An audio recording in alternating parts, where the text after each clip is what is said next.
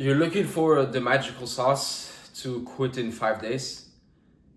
Let me tell you, it's actually possible. I know NoFap has been telling you that it's literally impossible, it will never happen, but to be honest, how do NoFap keep their members? Well, they need to struggle because if they're not struggling, if they're leaving this NoFap space, this NoFap ideology, then they're not part of their communities anymore, which even though it's free, there's always some ways to make some money out of it, right? So let me explain to you something, right? I've helped multiple people. Our success rate currently, when it comes to the one-on-one mentorship, is above 90%. What I can tell you, okay, is that freedom in 5 days is not only possible, but you can leave at any time you want. And I know you probably don't believe this. Trust me, I didn't believe the same. My students didn't believe the same at first. But if you really understand simple psychology and the simple, what we call the, let me write it. Where's my pen? Okay, so here. If we understand simple, the root cause, okay, we're gonna understand basically how to live forever, okay? Now, the root cause can be defined as something very simple. Your desire, okay? So this is your desire to PMO. Now, one thing which I want to make clear is don't think of the root cause as if like you had a disease that, your disease is that you have a desire. It's like the symptom of your root cause, whatever, right? You need to understand that problems such as porn, just porn, masturbation, lust, are not disease. It's not like you actually have something physical within you. And this is a very good thing to know because if you really look at a real disease, right, such as, for example, cancer, it's literally inside of your body. You can literally scan it. Now, if we look at porn, and let's say, for example, porn addiction, which has not been, identified yet as like an addiction, you'll realize that you cannot scan it inside of the body, right?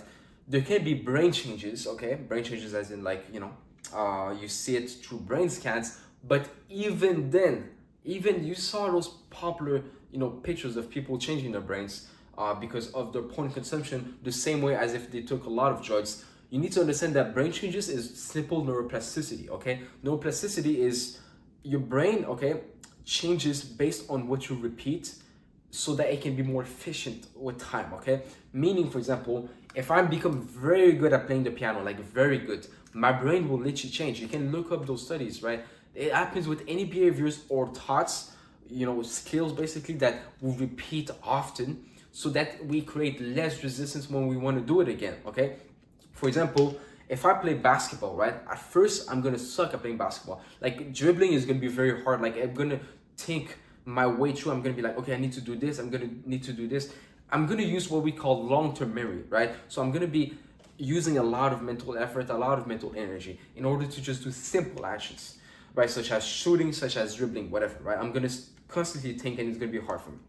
But as I play more and more and more, my brain starts changing so that I can just play without even using that much mental effort, that much mental energy. This is what we call using the short-term memory. So you're not gonna be thinking that much when you're gonna be dribbling. You're gonna instead, do it way more efficiently, okay? That's why brain changes occur, right? It's simple neuroplasticity. It happens with taxi driver, it happens with piano players, it happens with many people. And guess what? With porn, we repeat it for years. So obviously our brain changes because we need to create less resistance in order to do the behavior again because we've been doing it like so many times. So that's what neuroplasticity actually is, okay? So you don't need to worry about your brain changes because again, something I mentioned a lot in my videos, there was a study done on methamphetamine users and that for 14 months, okay, for 14 months, they stopped using the methamphetamines, the drug of their preference basically, and they were at the peak of the brain changes based on brain scans. Because the brain changes don't compel you to use the drug or porn again. All it does is it creates this kind of like it makes it more efficient to do the behavior again when you choose to do it again. Because I won't say that, for example, oh, the guy plays so much basketball, so now he's compelled to play basketball, or the guy that is playing the piano and that his brain changes because of that, he's not forced or compelled to play the piano. He only does it when he wants to, and now playing the piano because he played it a lot and his brain changed as a result. Now he doesn't need to think that much about where the different notes are. Okay, that's what happens, and he can play efficiently, right, using his short-term memory, meaning the moment he thinks, boom, he can play very quickly, instead of thinking your way through, okay, but the note is here, or no, is it here or not. This is what happens. Okay, so the desire. But now, what creates a desire? Okay, what creates a desire can be a plethora of things, obviously. Okay, let me explain.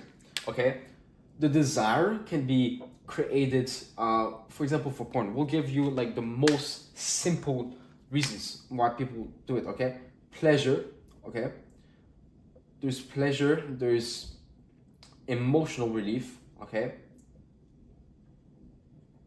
I'm gonna give you the basics ones that if you debunk, you'll literally see that the desire for porn is just a fake one. Not necessarily a fake one, but it's just something that you create inside of your own mind rather than porn actually giving it to you. Okay, there's the emotional relief, there's the sexual relief. Okay, and a very popular one that most people are not aware of is the feeling of masculinity. Okay, I know you think, no, porn makes me less masculine, but the truth is, you need to understand that we've been brainwashed, basically. Okay, so these are the four most popular ones. There's also other ones that are more in the subconscious, meaning based, for example, on past experiences that create some form of beliefs that you're not put into porn, and now you watch porn and you think that porn is gonna give it that to you. But let me explain to you one thing. Okay, we have our own mind. Our own mind is literally, if we believe in something, we're most of the time gonna act according to that. For example, I talk about in the first chapter of my book Jim Jones, right? Jim Jones was a very popular cult leader that in the 1900s, basically. I think it was it was 1900s, that I know I'm forgetting very simple things that I have in my book, but in the 1900s, he literally had this cult, and he made people believe that he was a messiah, basically, right, like a prophet. And it basically went on and just convinced his cult to do different things, and he was able to kind of tell them to believe basically the opposite of what they've been believing in, right? And at one point, they literally relocated to Guyana, which is in South America, and it went to the point where it's they were starving. They had no food. Jim Jones, the leader, was eating all of the meat. He was eating all of the good food. They were working 18 hours a day, doing physical work. They were their babies were getting stolen, whatever. But they still kept on going at it. Not necessarily because they were in a different location, they couldn't get out, but because they just believed that he was gonna give it to them, right? And it made him believe that it was a spiritual thing, right? It was a prophet, and that if they were gonna die, it was for the greater cause. And so they gave them Kool-Aid, right, that was laced with poison, and they all drank it, even the babies. They gave it to the babies. They all died. I think 800 people died. Just for the belief that they were gonna get something, or they were doing it for a bigger cause. Okay, but the truth is, it was just a pure fallacy. Okay, so what we need to understand is, if we strongly believe in something, our actions are going to be aligned with that, and sometimes that can be very detrimental. We think porn is giving us a lot of pleasure. Let me tell you one thing. Pleasure is first in the mind. Okay, pleasure is in the mind. I'm gonna get a lot of pleasure from playing basketball, but another guy might not get any pleasure from playing basketball. Some people get a lot of pleasure from watching homosexual porn, but I'm pretty sure for you, you're not gonna feel any pleasure, right? Except if you actually like it, right? So the thing is, it's based on how you perceive that thing that you're gonna get pleasure. For example, there's also the fact that there's the settings, right? Settings, a lot of people might know about this, but for example, if I'm at a friend's party and suddenly they put porn on the TV, I'm not gonna be like, oh my god, this is so pleasurable, I'm gonna jerk off in front of everyone. No, because the settings, kind of say that you're around other people, let's not do it right now, right? Or it's not even pleasurable because I'm around other people, it's weird, right? That's what you perceive. Other people might perceive the opposite and actually do those, taints in front of other people, but that's another thing, okay? So pleasure is completely within the mind, right? If for example, you're feeling a lot of pleasure watching porn and then someone walks up on you, do you still have that pleasure? Because people think pleasure is like on a chemical level, that like you'll feel it even though you don't want to, right? Even if, let's say, for example, let's say you're playing basketball, right? And you're having a lot of pleasure, and then after you stop playing basketball, you actually feel better, right? It's still like you kind of feel like, yeah, it was very pleasurable. Well, the thing with porn is, if someone walks up on you whilst you're watching porn, now boom, all of that pleasure is gone. The reason why, okay, is that porn is simply one thing, okay? It's a fantasy. It's not nothing besides that, right? If you look at, if you watch porn recently, for example, I'm not exactly sure what's like the advertisement like on porn nowadays, but what I can tell you is sometimes they add like those advertisements based on what other people said, that like, they say go and play your favorite fantasy, because that's what it kind of provides. It's not porn providing it to you, it's you creating their own fantasy. For example, a lot of people like to visualize their dreams, right? They like to visualize those things. So with the fantasy, we can realize that, the fantasy is literally something that, for example, when people visualize their dreams, right, they will feel the emotions, whatever it is that they perceive that they will have in that situation. So for example, they might feel pleasure literally if they think of having a family, right? If you really visualize yourself, for example, waking up in the morning, right? Let's say something that you actually want, right? And me and you want. Let's say you wake up in the morning, right? You're in your bed and you wake up, it's 8 a.m. and you see your wife just cooking up some breakfast, and then you see your kid that starts like running towards you, and you want a hug, and your wife looks at you with admiration because you're a strong man and you believe in God.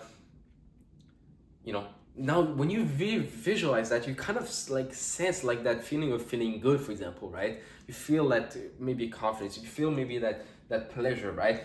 And that's what happens, okay? It's just that same thing happens with porn. It's just that people kind of like make the physical sensation of masturbation, because if you were to just watch porn alone without masturbating, it would be like the most useless thing on earth, right? In your mind. I'm not saying like for me that's what I believe, but from your perspective, it would be like, what's the point, right? If there was no masturbation, because that's what we need to realize. And even masturbation alone is like, when we kind of like remove those things, when we remove like all of the perceived pleasure, the perceived benefits that we attach to it, we're just like, masturbation is just like you physically stimulating yourself. If you were to do it like with full awareness, you'll realize that there's nothing special to it. And then porn is just like that thing that is a video of people having sex, right? It's like, I wouldn't personally watch a video of people eating food in order to satisfy my hunger or to get pleasure as if I was eating like real food. It wouldn't make sense. Same thing applies with porn. It's just that with porn we have like so many like false ideas in our mind. For example, we also like couple that with masturbation, then we think the physical sensation of masturbation is what makes porn pleasurable, but it doesn't make any sense, okay? That's what we need to understand. And look, there's also studies done on this, but the first reaction that people have to porn is most of the time shock, disgust, and just curiosity, right? And with time, they have what we call a cultivated preference. For example, they start learning to like that thing. With like anything else, for example, black coffee, disgusting at first. It's like the worst thing on earth. But with time, it starts tasting better, right? There's a study done on this, that on drugs, right? Where they took 150 young males, right? This is the British investigations that done this. They took 150 young males who never took drugs. They gave them opiates, which is like a painkiller drug that people get hooked on. And out of those 150, only 3 wanted to repeat the experience. All of the rest didn't like the experience, okay? Because they didn't cultivate that preference. They didn't think like, oh, this was going to be so pleasurable. That's what you need to understand. Your perception is literally what determines everything. Now, emotional belief. Look, I explained this in my last video. Emotional belief, what truly happens is, okay, you have an emotion, but now how do you create emotions, okay? Emotions are cognitive products, okay? Okay, so cognitive products essentially means that they are products of your mind, right? So you need to think a certain way in order to get a certain emotion. For example, if I was to give you $100 million, right, you'd feel maybe happy, right? You'd be like, wow, this guy's giving me $100 million. You process through your mind, you're like, this is $100 million. Wow. And you feel happy, right? That emotion, right, happens. Now, if I give you the same $100 million, but I told you, actually, this is fake money. This is monopoly money. Are you gonna feel happy because it is money chemically? Because it's the same paper? You need to understand that your mind processes something and then you feel a certain emotion based on how you want to feel, right? So that's what happens. So it's a cognitive product. Now, how does that apply to porn?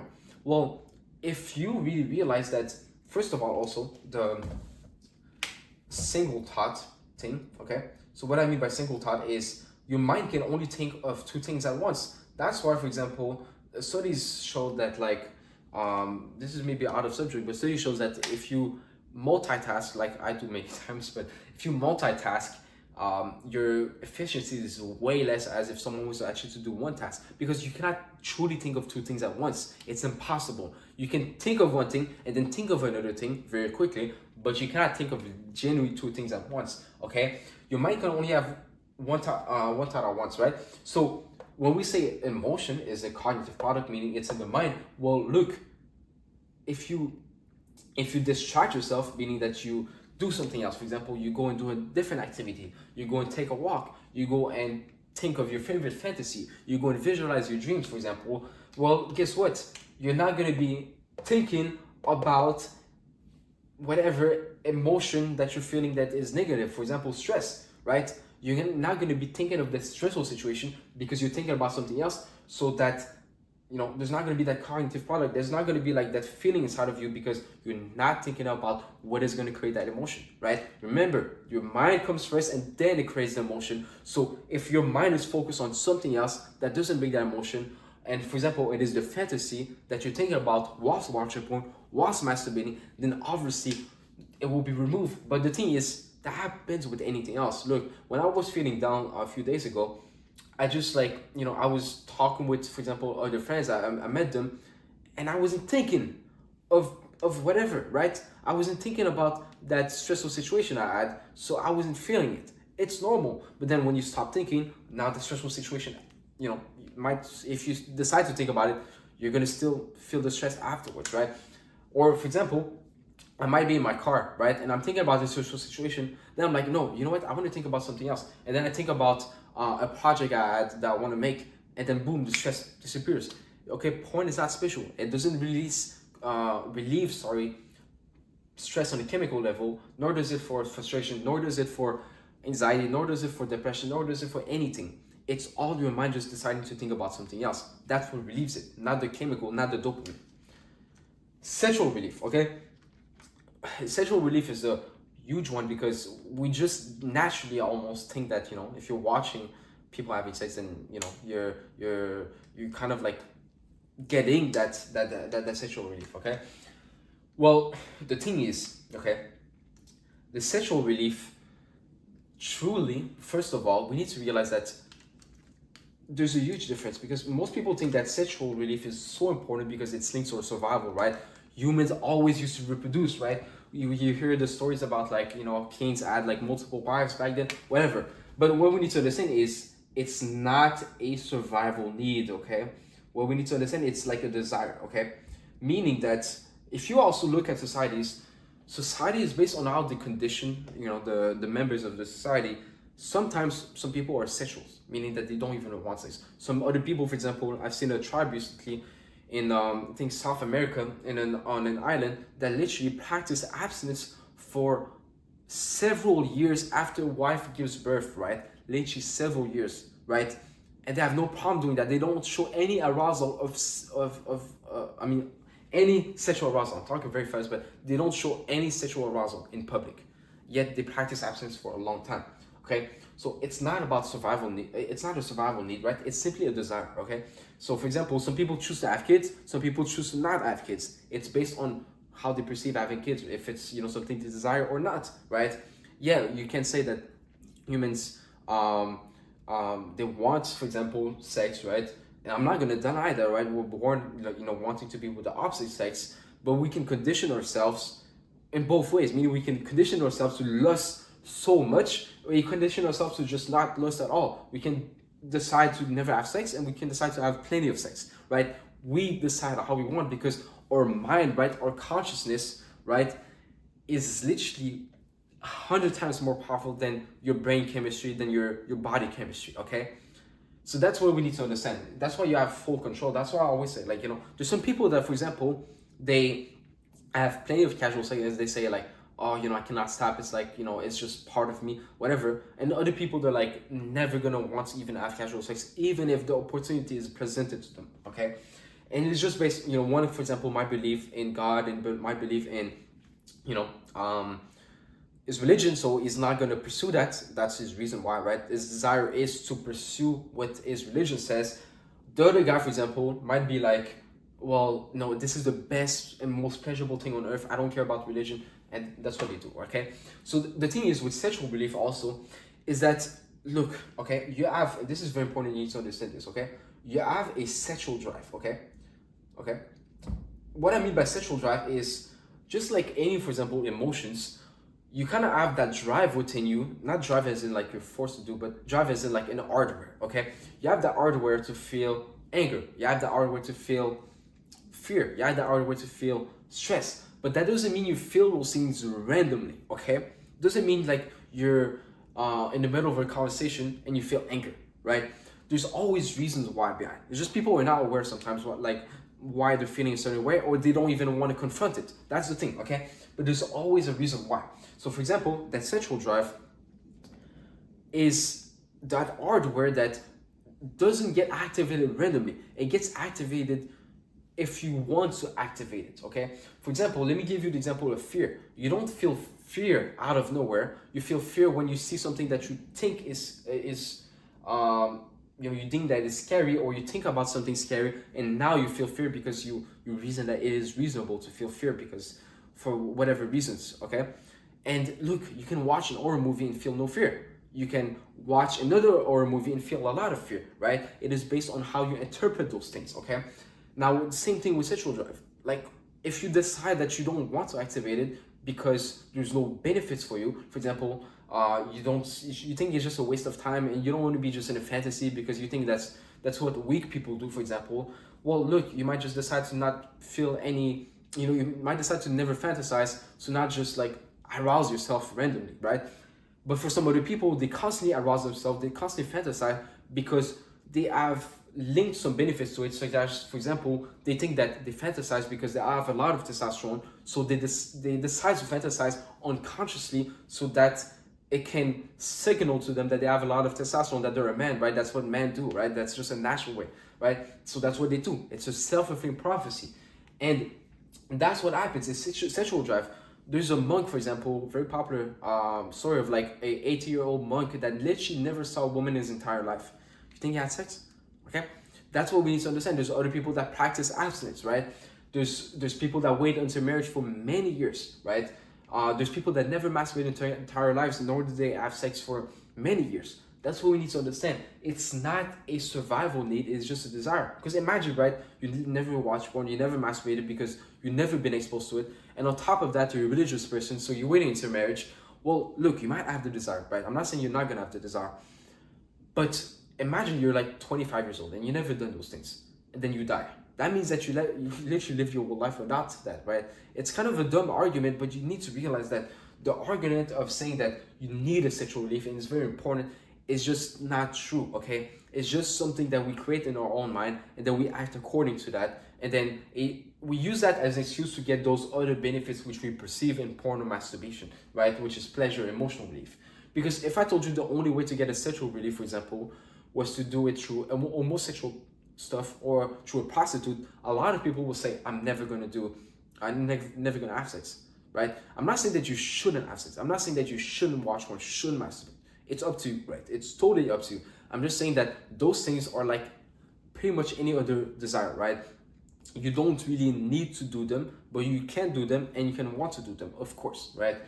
And you can decide however you want them. Some people want it inside of marriage, like for example, for me and for the students I coach. Some people want it as soon as possible with anyone, even with a prostitute, whatever. Some people they rather practice semen retention and do it like, you know, go without it for a year, whatever, right? That's what we need to understand, okay? And then feelings of masculinity, okay?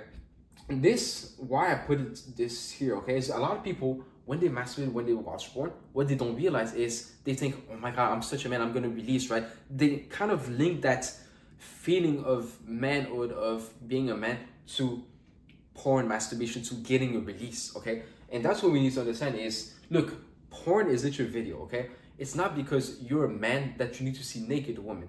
It doesn't affirm your masculinity. A lot of people believe that unconsciously, or they just don't want to accept it, right? Which is normal because it's kind of weird to say.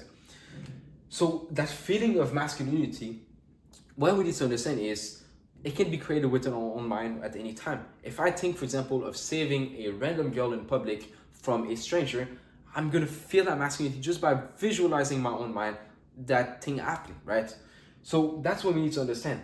And you thinking about sex, you can also see it as something not masculine, right? For example, when I'm in public, right, and I go to the gym, right, we all know that women at the gym, they wear pretty like you know, even me, I have way more clothes than them, okay? But that's another topic. But they wear like very revealing outfits, right?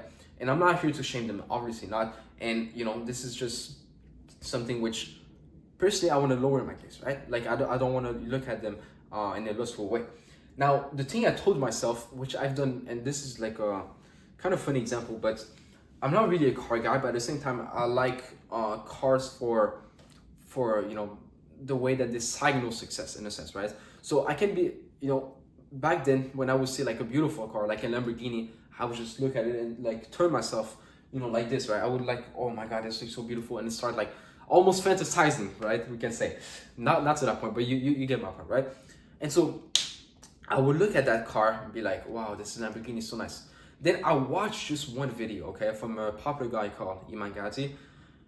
And he said, like, if you look at cars or if you look at women and you constantly stare over it, or you turn your head to look at it, you're just signaling to your own self that you don't deserve those things, that you're never gonna have it, that you signal to yourself that you're just like not deserving of those things.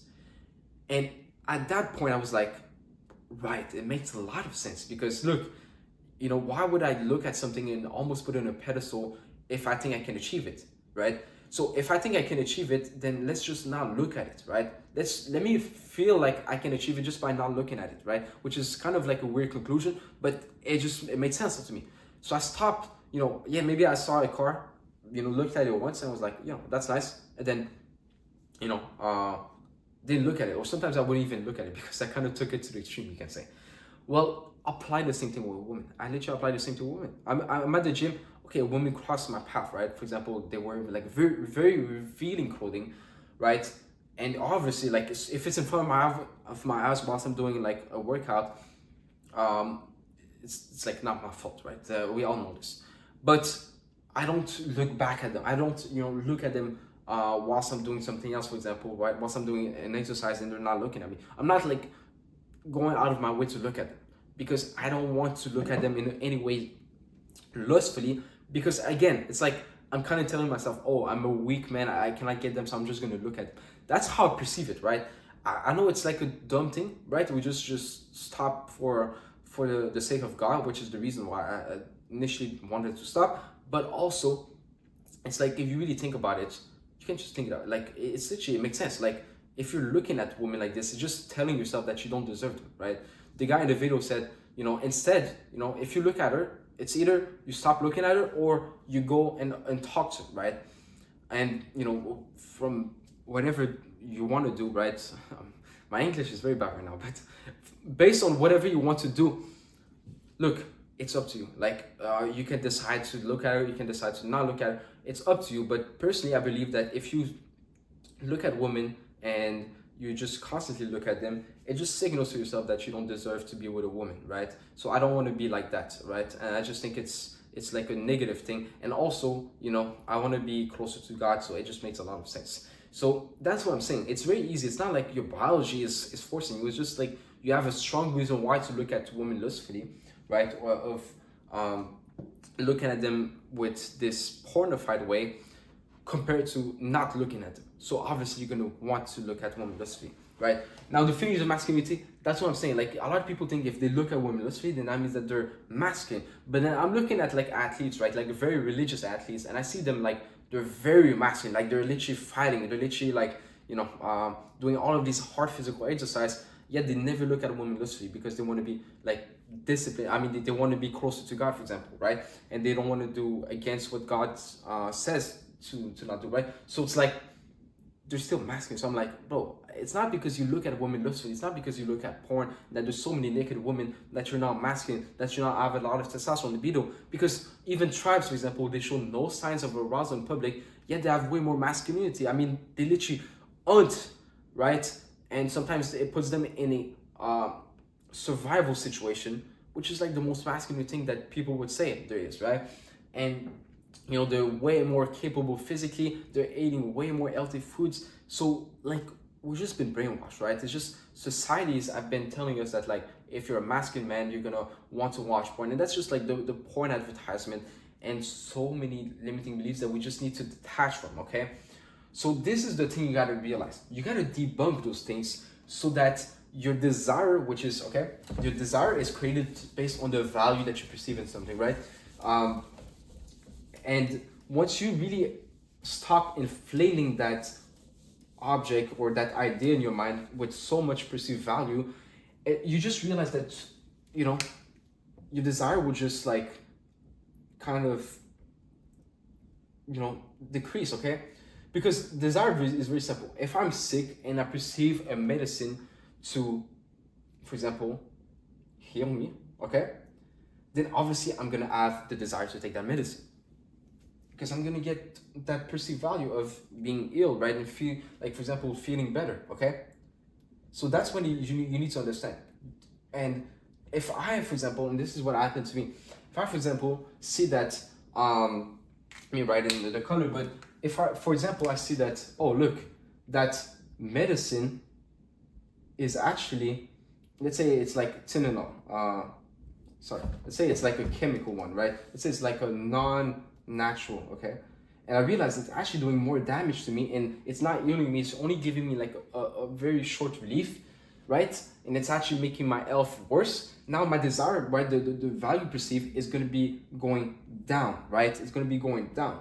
But if I take, for example, if I think, for example, that like, oh, medicine that is natural will actually heal me to the root and will actually help me get healed, right? And it won't just like give me a slight relief, but actually make me feel better in the long term, then maybe now my perceived value will be higher. So I'll want to take the medicine that is natural and not the medicine that is not natural, okay? And this is just a basic example. The same way people eat junk food 24/7, and then they realize that eating healthy, like for example, I have many books that talk about diets, and you read that book about like eating healthy and you're like, wow, this is way better to eat healthy foods, because it's actually, we make multiple mental realization. For example, oh, eating junk food can create disease.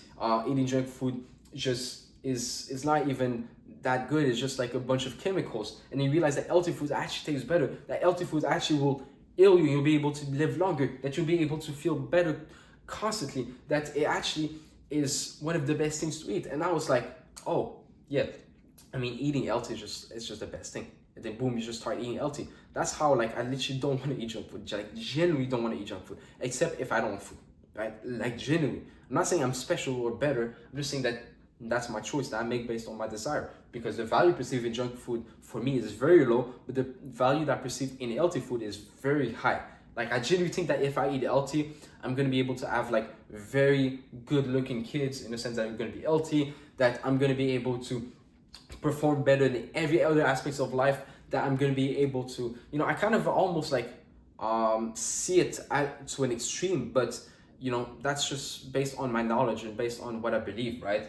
And because of that, I really want to eat healthy food, and I actually enjoy eating healthy food because of all of those benefits. And also on top of that, even if let's say I was eating junk food, I would still be used to eat, I would still like, if I stop eating junk food, I would still be easily get adapted to just eating healthy food. Okay, so guys, it's very simple. You remove the desire. There's, which you remove by removing the value perceived. Boom, the root cause is completely eliminated. Okay, so guys, if you want to learn more, I actually have a 2-hour free course that I used to give to my students that helped them quit within 14 to 20 days forever, right? I used to give that to my students. Now it's completely free if you join the link in the description, and I'm gonna accept your invite and you can ask me any questions there. So this is Samir and I'm out. Peace.